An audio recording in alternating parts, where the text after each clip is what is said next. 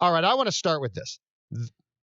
We can now say this. We're 16 games in. There's one regular season game left, and I hope to God only one playoff game left. This is as un Mike Zimmer like team as you can possibly get. This team, forget the X's and O's, forget the schemes, forget all of that crap. This team, if you have not realized it by now, lacks all intestinal fortitude. They have none. They have no guts.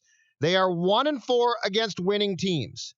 You also can no longer ignore, and I don't want to read another story when the Vikings are going to play a Monday night game next year, that it's a narrative or it's no big deal that Kirk Cousins is now 0-9 on Monday nights. You also, for any of you who are going to call this show and say, well, they didn't have Dalvin Cook. Dalvin Cook hasn't looked like Dalvin Cook in a month. Sitting him was the correct decision. Plus, do you really think that other teams, for instance, the 49ers, don't have guys hurt? Of course they do.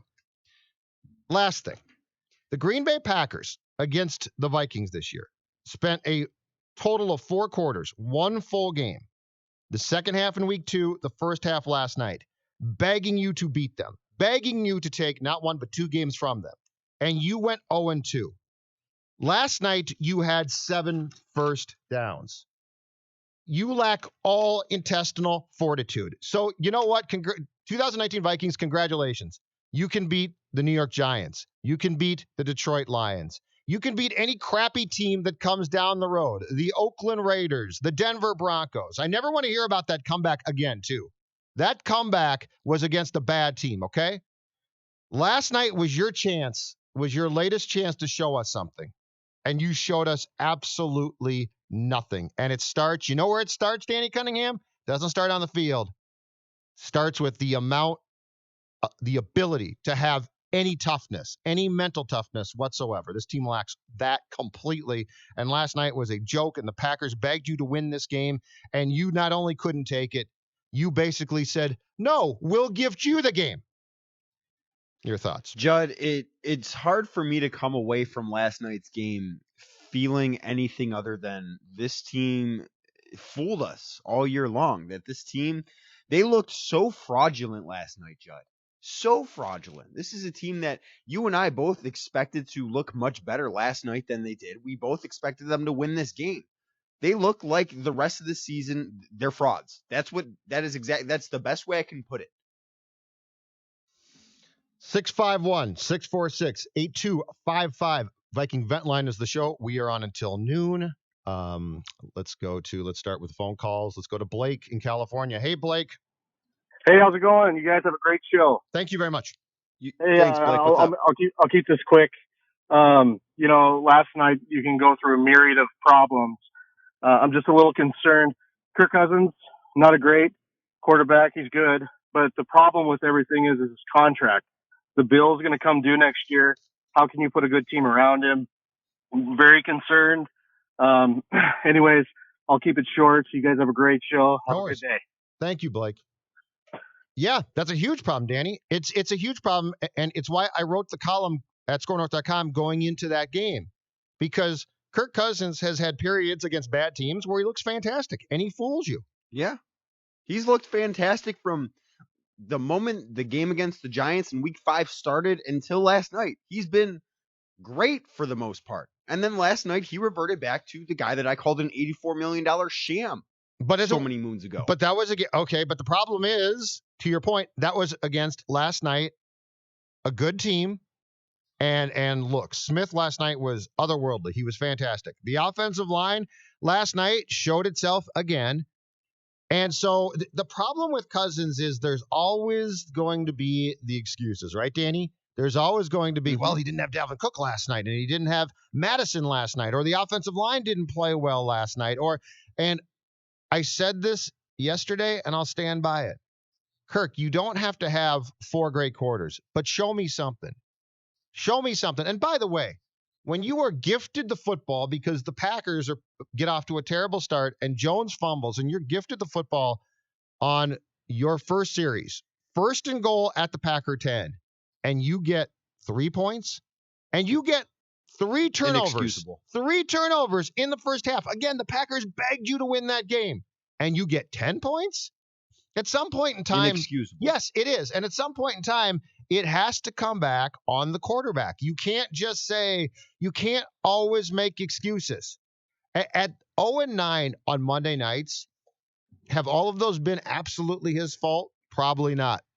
But if No, I think we could say Seattle a couple weeks ago was not absolutely his fault. Last night, a big part of it was his fault. But if you want to talk about sample size, we're at a huge sample size now. You can't ignore it. You can't ignore that. You're right. And the caller is right, because when you sit down now in, I don't know, March and say, okay, what's our future now? What's our future with Kirk?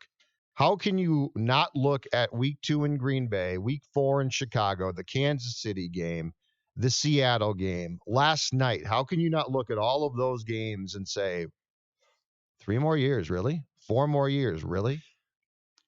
I really don't want this to sound like hyperbole coming from me. And maybe it is a little bit, but this is not how I intended, because I truly do believe this.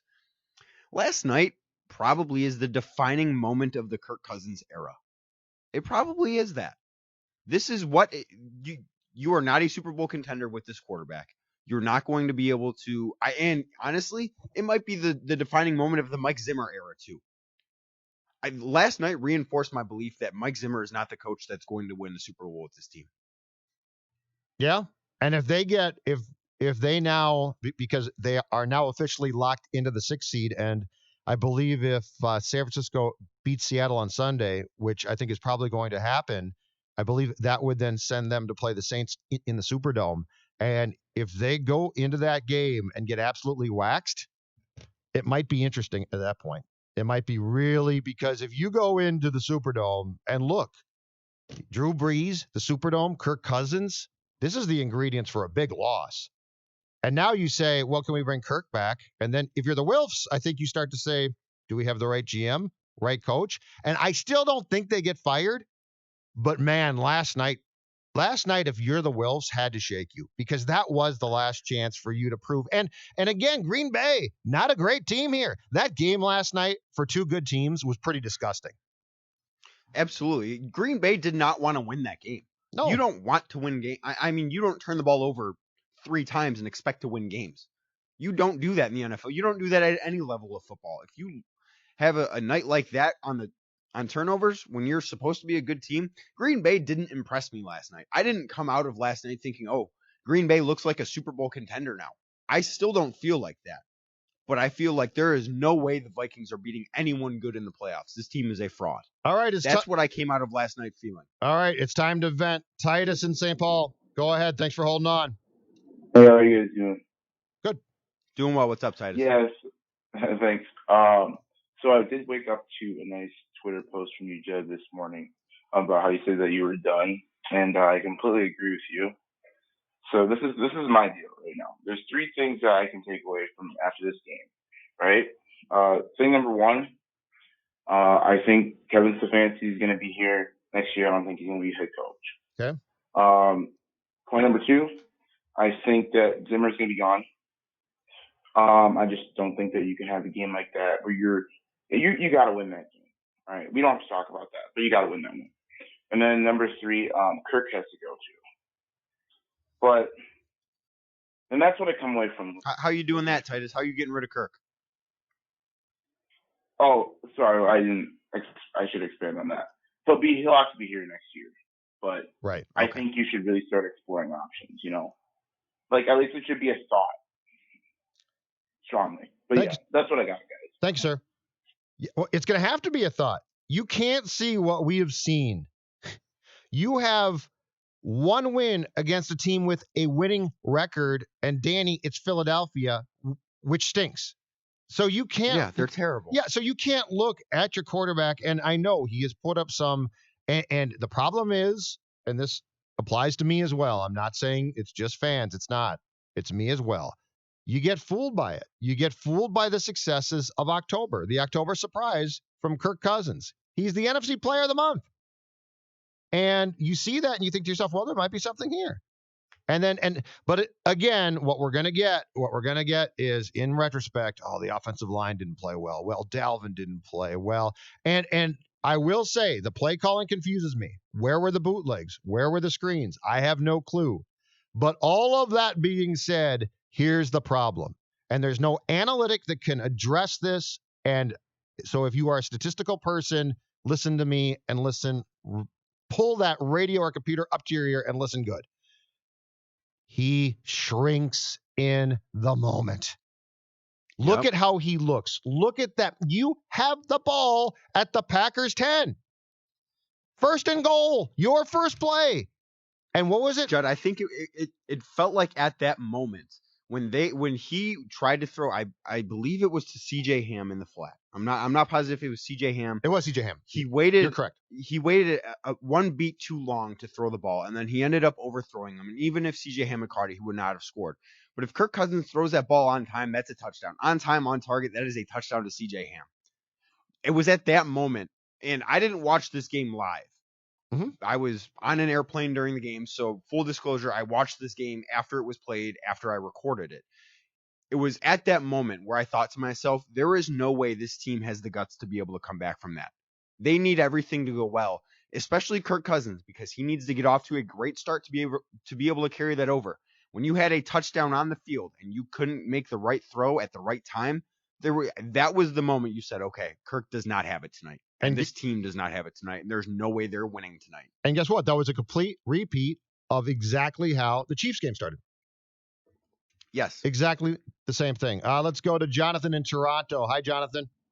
Hey, Judd, Danny, how you guys doing this morning? Doing great. Well. What's up, Jonathan? All right, so I called up yesterday, and I was all about talking about a Kirk Cousins extension, which now I'm amazed how once again we were fooled by this guy. So this is what I'm thinking. All right, I'm actually a teacher for a living.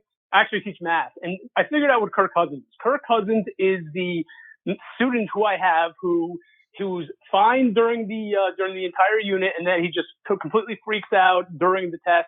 He can't apply what's being taught. He needs everything. He needs the algorithm always laid out for him. Yep. So the sad thing is we are stuck with him for the next year. I wouldn't blow it up. I would kind of keep this thing intact and don't fire Zip. Here's why. I feel like if you follow all sports, it's so easy to always hit the reset button.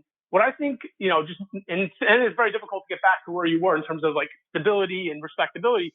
So that being said, I just think the organizational philosophy needs to change moving forward. So in years past where they would always invest high draft capital on defense, I think Zimmer has now proven between Anthony Harris, Danielle Hunter, Weatherly, Eric Wilson, he can develop these guys who come from nowhere. So I think just moving ahead, just all draft capital from the earlier rounds has to be invested on the offensive side. And then hopefully from there, it'll be able to kind of segue over to the next run that they have of hopefully putting together a team that can contend. So anyways, that's what I wanted to say. Thanks for having me on, guys. Happy holidays. You too. All right, take care. Take care. Bye-bye. I certainly don't disagree with that. He essentially said that Kirk Cousins is a bad test taker. I don't disagree with that. Well, he doesn't respond. If you watch the games, when it gets to the most important times, ordinarily he does not respond. I think that is, you can say that without a doubt. And that's what the people in Washington saw. And but you have to, because the overall statistics, Danny, are pretty good. That's what you have to unfortunately find out, at least as a fan or in our jobs, firsthand. You need to find out firsthand. Now, I would argue the Vikings should have known that. The other thing is Cousins needs the predicament and situation to be perfect to succeed, and we knew that. And last night it wasn't. But you know what? Once in a while, you got to do something. It's going to be tough, but you're making $84 million over 3 years. You've got to do something. You've got to put aside the fact that it's tough, and you've got to put aside the fact that your offensive line is struggling, and you've got to put aside the fact that Dalvin Cook is not in your backfield, and you have to make some plays, and he didn't come close.